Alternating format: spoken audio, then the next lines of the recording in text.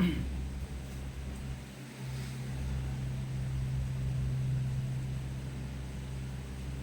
Morning students,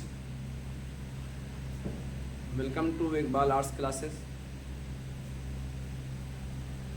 मैं आज आप लोगों के सामने इंग्लिश ग्रामर में एक टॉपिक है एटिमोलॉजी। एटिमोलॉजी पढ़ने का उद्देश्य ये है, मकसद ये है, पर्पस ये है, एटिमोलॉजी अगर हम पढ़ेंगे तो ये जानेंगे कि वर्ड्स कैसे बनाए जाते हैं। जब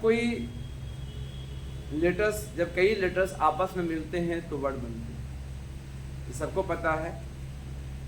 वर्ड जब भी बनता है तो इसके बनाने के प्रोसेस को ही एटिमोलॉजी कहा जाता है। इसलिए एटिमोलॉजी को अगर हम डिफाइन करेंगे, etymology is the study of words. Etymology को शब्दों का अध्ययन कहा जाता है। जब कई लेटर्स आपस में मिलते हैं और एक मीनिंगफुल सेंटेंस वर्ड्स तैयार करते हैं तो उसे हम एटिमोलॉजी कहेंगे।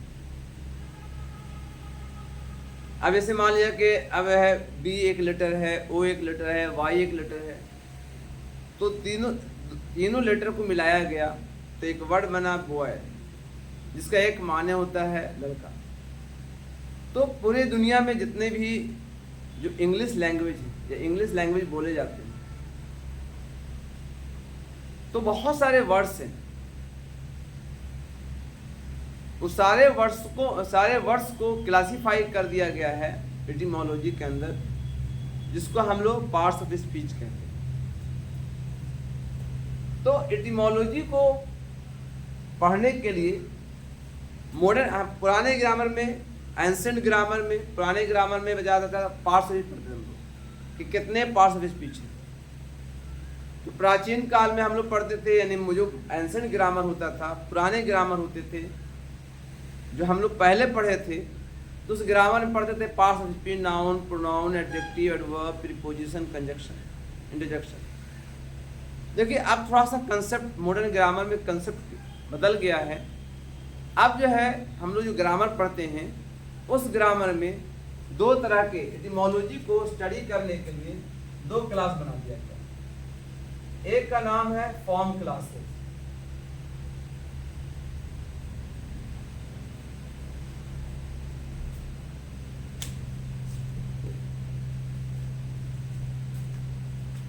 और दूसरे का नाम है स्ट्रक्चर वर्ड।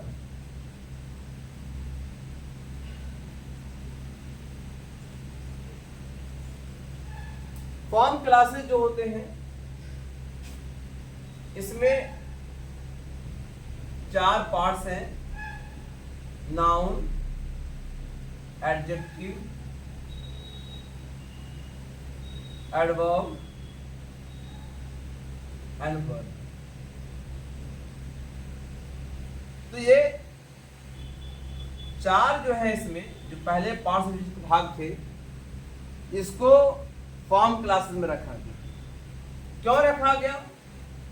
क्योंकि these are changeable।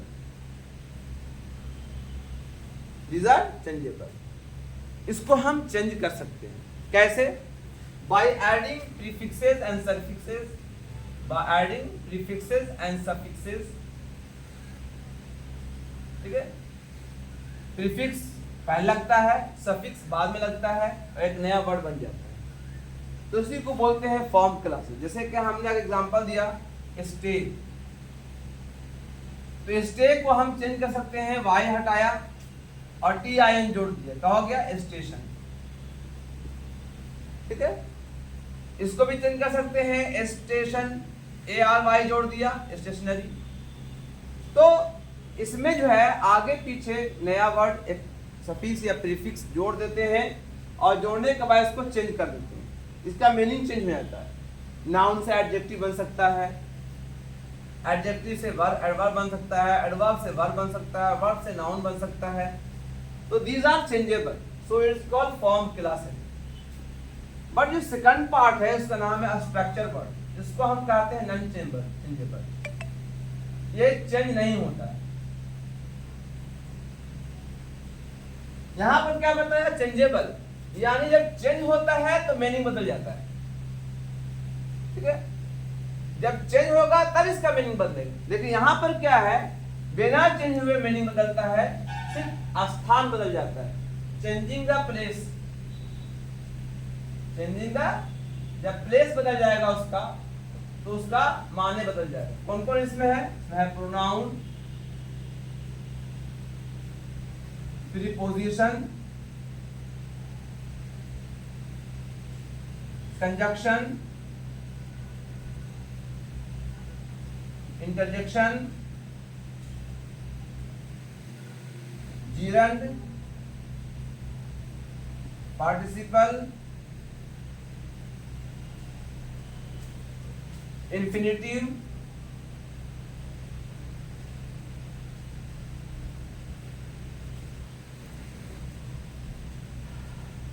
Auxiliary,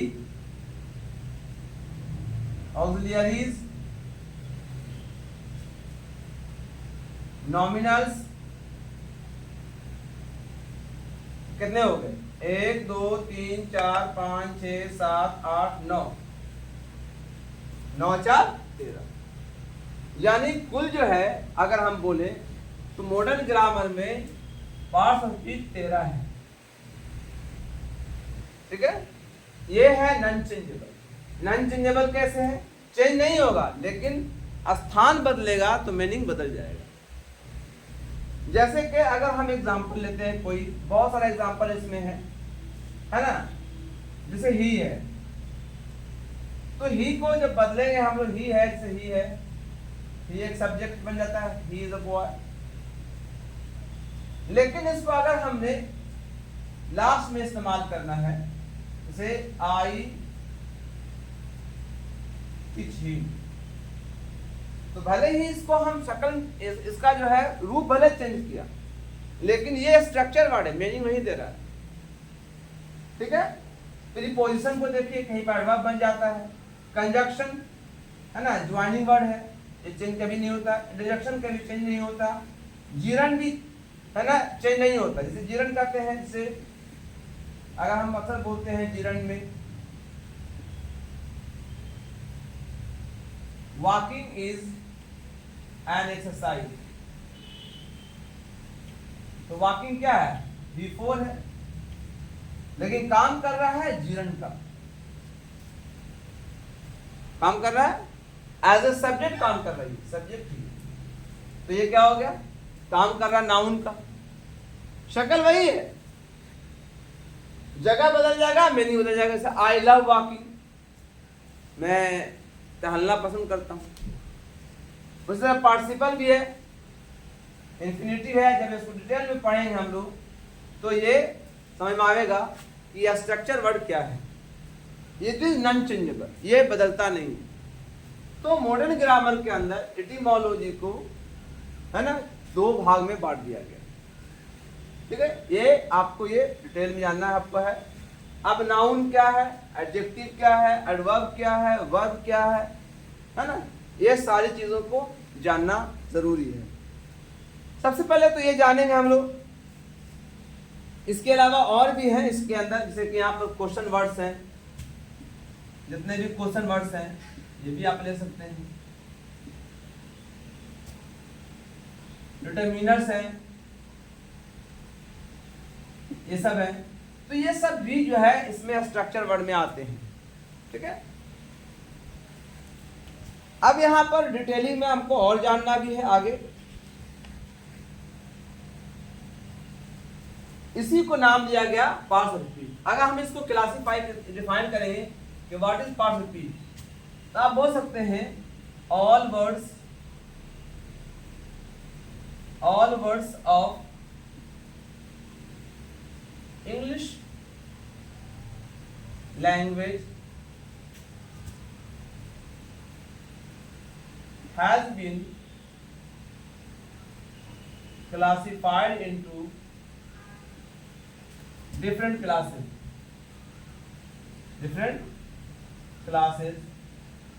is called parts of speech। तो यही है आपके एटिमोलॉजी।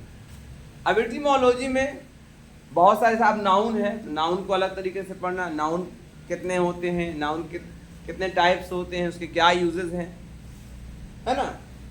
उसके बाद प्रोनाउन है, एडजेक्टिव है, एडवर्ब है, प्रीपोजिशन है। तो ये सब जो है बहुत इम्पोर्टेंट है, इसको समझना ज़रूरी होता है।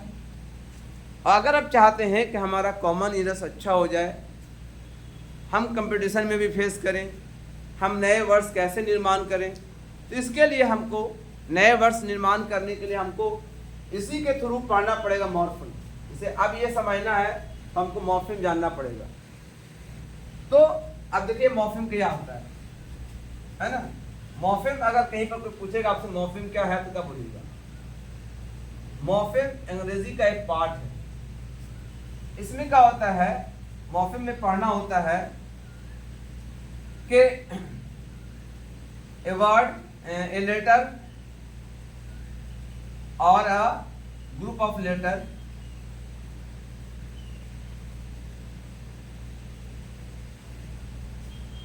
which has not own meaning, इनकी अपनी मीनिंग नहीं होती है, but it is added before और after any word and change the meaning and change the meaning, इसी को कहते हैं मॉर्फिम, है ना।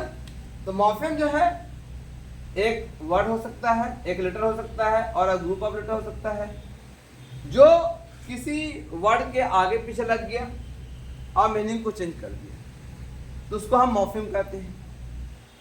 ठीक है।